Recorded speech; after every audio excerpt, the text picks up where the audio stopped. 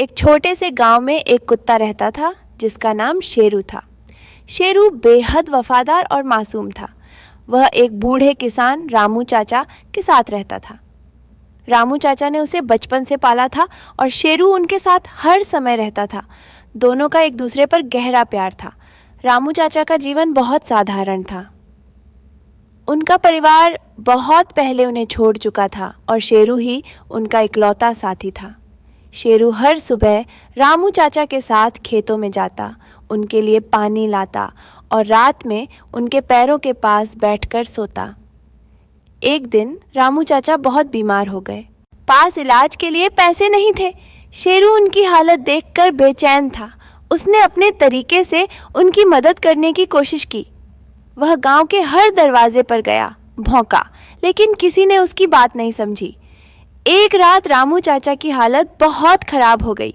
वह शेरू को प्यार से देखते हुए बोले, शेरू, अब मैं ज्यादा दिन नहीं बचूंगा। तुम मेरे बिना कैसे रहोगे? शेरू उनकी बात नहीं समझ सका, लेकिन उसकी आंखों में आंसू थे। कुछ ही देर में रामू चाचा ने अपनी आखिरी सांस ली। जब सुबह हुई, गांव वालों ने देखा कि शेरू रामू चाचा के पास बैठा हुआ है। उसने एक भी निवाला नहीं खाया। वह रामू चाचा के शव के पास से हटने को तैयार नहीं था। गांव वालों ने रामू चाचा का अंतिम संस्कार कर दिया, लेकिन शेरू वहीं बैठा रहा।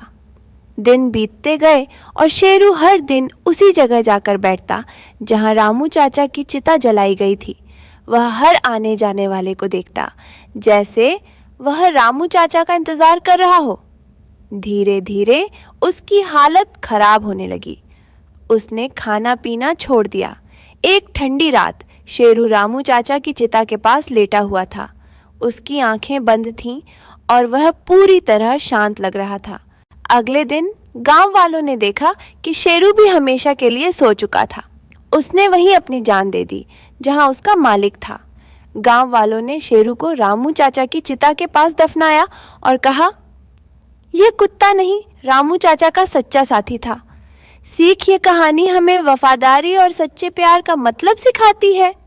शेरू ने दिखा दिया कि सच्चा प्यार कभी भी साथ नहीं छोड़ता, चाहे कुछ भी हो जाए।